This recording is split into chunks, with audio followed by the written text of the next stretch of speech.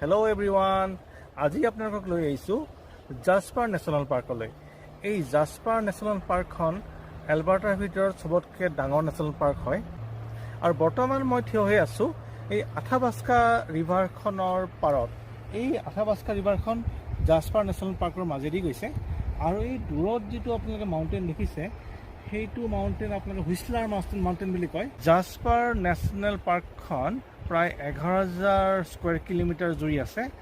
আৰু ইয়াত যথেষ্ট ৱাইল্ড লাইফ পোৱা যায়, বিশেষকৈ গ্ৰিজলি বিয়াৰ পোৱা যায়। গ্ৰিজলি বিয়াৰ পাবলৈ অতি বিৰল বুলিব লাগিব, কাৰণ আমাৰ যেনেকৈ কাজিৰঙাত গ'লেই যেনেকৈ বাঘ দেখা নাপায়, তেনেকৈ জাস্পাৰলৈ আহিলেই গ্ৰিজলি বিয়াৰ দেখা নাপায়।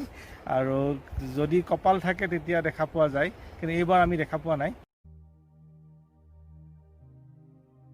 1907 চনৰ 14 ছেপ্টেম্বৰত প্ৰথমবাৰৰ বাবে এই পাৰ্কখনক জাস্পাৰ ফৰেষ্ট পাৰ্ক বুলি নামাকৰণ কৰা হয়। আৰু 1930 চনত কেনেডাৰ কেন্দ্ৰীয় চৰকাৰে এই পাৰ্কখনক নেশ্যনেল পাৰ্ক হিচাপে প্ৰতিষ্ঠান কৰে। 1984 চনত ইয়াক ইউনেস্কোৰ ৱৰ্ল্ড হেৰিটেজ ছাইট হিচাপে ঘোষণা কৰা হয়। জাস্পাৰ নেশ্যনেল পাৰ্কত 6টা গ্লেছিয়াৰ আৰু 17শৰো অধিক সৰু বৰ লেক আছে। তাৰ ভিতৰত 107টা বৃহৎ বৃহৎ লেকৰ নামাকৰণ কৰা হয়। ইয়াৰ গৰম পানী উটো খুবেই বিখ্যাত।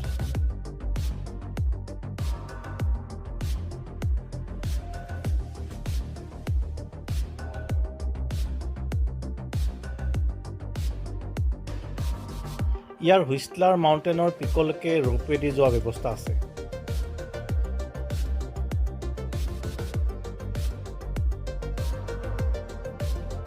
জাস্পাৰ নেশ্যনেল পাৰ্কলৈ প্ৰতি বছৰে প্ৰায় 20 লাখৰ অধিক টুৰিষ্ট আহে। ইয়াৰ মাজেদি যোৱা আথাবাস্কা নদীখন 1231 কিলোমিটাৰ দীঘল। আৰু এই নদীখন কলম্বিয়া আইচফিল্ডৰ পৰা উৎপত্তি হৈ পেলাই লেক আথাবাস্কাত পৰিছেগৈ।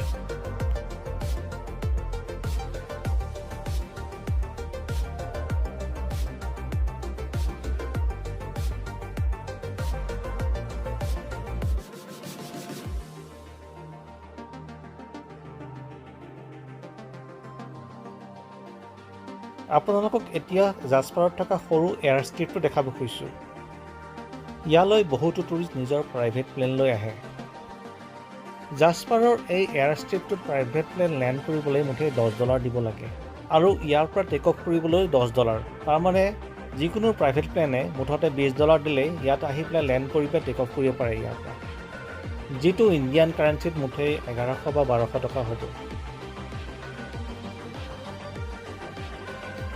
ইয়াত থকা পাহাৰবোৰৰ গ্ৰীষ্মকালি আৰু শীতকালি দুয়োটাৰে সৌন্দৰ্য বেলেগ বেলেগ হয়। শীতকালি গোটেই পাহাৰবোৰ বৰফেৰে আগুৰি ধৰে আৰু এইটো অঞ্চলৰ টেম্পাৰেচাৰ প্ৰায় -50লৈকে যায়।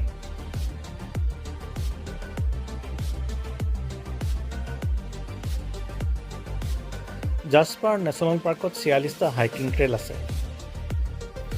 এই হাইকিং ট্ৰেইলবিলাকৰ দৈৰ্ঘ্যতা 2.5 কিলোমিটাৰৰ পৰা 74 কিলোমিটাৰৰ ভিতৰত হয়। আৰু যদি আমি গোটেইবোৰ হাইকিং ট্ৰেইলৰ লেংথটো যোগ কৰোঁ, মুঠতে 990 কিলোমিটাৰ হ'ব। এই সকলো হাইকিং ট্ৰেইলবিলাকৰ চি লেভেলৰ পৰা এলিভেশ্যন 3000 পৰা 9000 ফুট ওপৰত। আৰু গৰম দিনত এই হাইকিং ট্ৰেইলবিলাকত বহুতো টুৰিষ্ট যায়।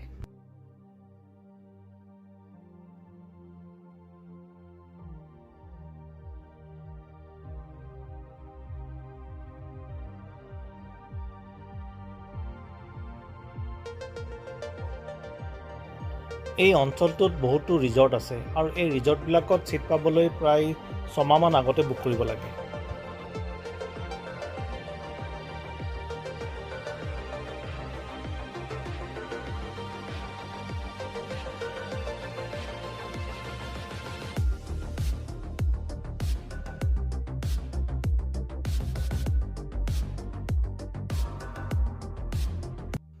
এই নেশ্যনেল পাৰ্কখনত 93বিধ বেলেগ বেলেগ স্তন্যপায়ী জন্তু পোৱা যায়।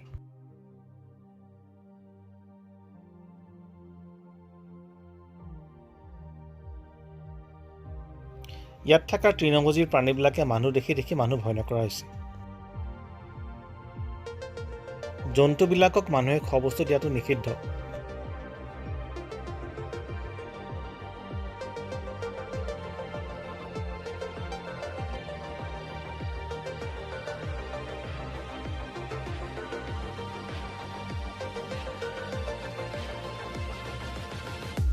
আহকচোন এতিয়া আপোনালোকক জাছপাৰৰ ডাউনটাউনটো দেখাওঁ।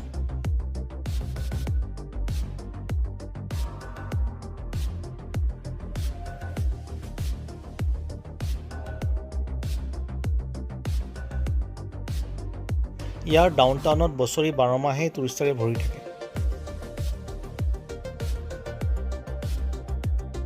আন বছৰৰ তুলনাত বৰ্তমান কোভিডৰ কাৰণে যথেষ্ট কম টুৰিষ্ট দেখা গৈছে।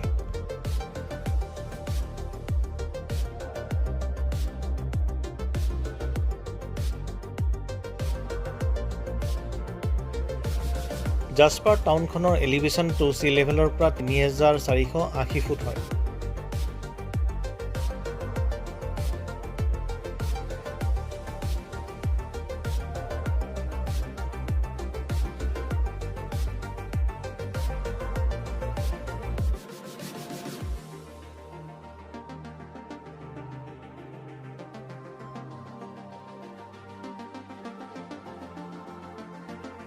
ডাউনটাউনৰ গাতে লাগি আছে এইটো জাছপাৰৰ ৰেচিডেঞ্চিয়েল এৰিয়া।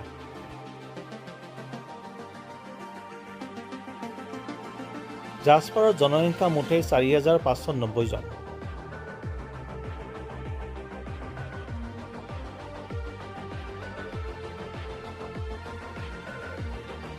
নেশ্যনেল পাৰ্ক হোৱাৰ কাৰণে ইয়াত কোনো ধৰণৰ উদ্যোগ নাই আৰু ইয়াৰ অৰ্থনীতিটো টুৰিষ্টৰ পৰাই চলে।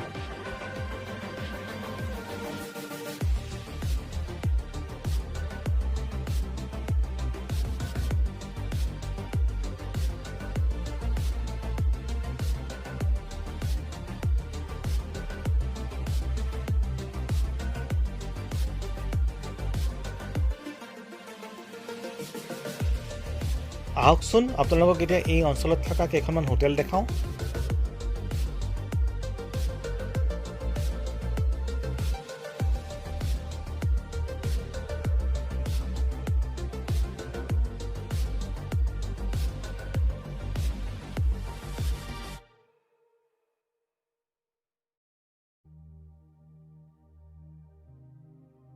জাছপাৰখন এডভেঞ্চাৰ স্পৰ্টছৰ বাবে বিখ্যাত। ইয়ালৈ বহুতো টুৰিষ্ট ৰাফটিং কৰিবলৈ আহে। প্ৰতি বছৰে ৰাফটিং জুন মাহৰ পৰা ছেপ্টেম্বৰ মাহলৈ চলে, কাৰণ শীতকালি এই নদীখনৰ ওপৰত গোটেইখন বৰফ হৈ যায়। এই ৰাফবিলাক 25 ফুট দীঘল। ষ্টাৰ্টিং পইণ্টৰ পৰা এণ্ড পইণ্টলৈ ৰাফটিং কৰি আহিবলৈ 2 ঘণ্টা লাগে আৰু ৰাফটিঙৰ বাবে প্ৰতিজন মানুহৰ পৰা প্ৰায় $74কে লয়, যিটো আমাৰ ইণ্ডিয়ান কাৰেঞ্চি 4000 টকা হ'ব।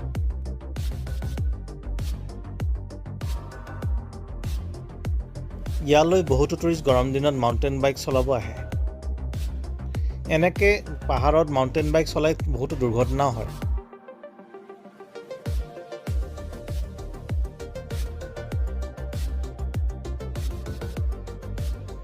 আৰু শীতকালি পৃথিৱীৰ বিভিন্ন প্ৰান্তৰ পৰা বহুতো টুৰিষ্ট স্কি কৰিবলৈ আহে।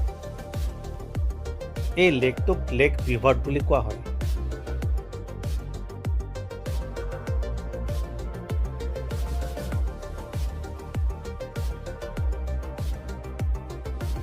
এই লেকটো চাই কেনে লাগিলে কমেণ্ট কৰি জনাবচোন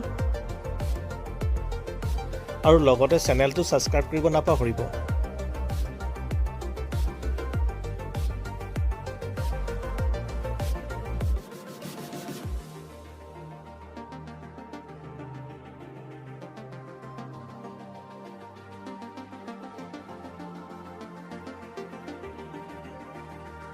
বৰ্তমান আমি আছোঁ জাছপাৰৰ লেক ভিভাৰ্টত। আপোনালোকে ভিডিঅ'টো চাই কেনে পালে জনাবচোন আৰু লগতে কিন্তু ভিডিঅ'টো লাইক, শ্বেয়াৰ আৰু কমেণ্ট কৰিব নাপাহৰিব। ধন্যবাদ।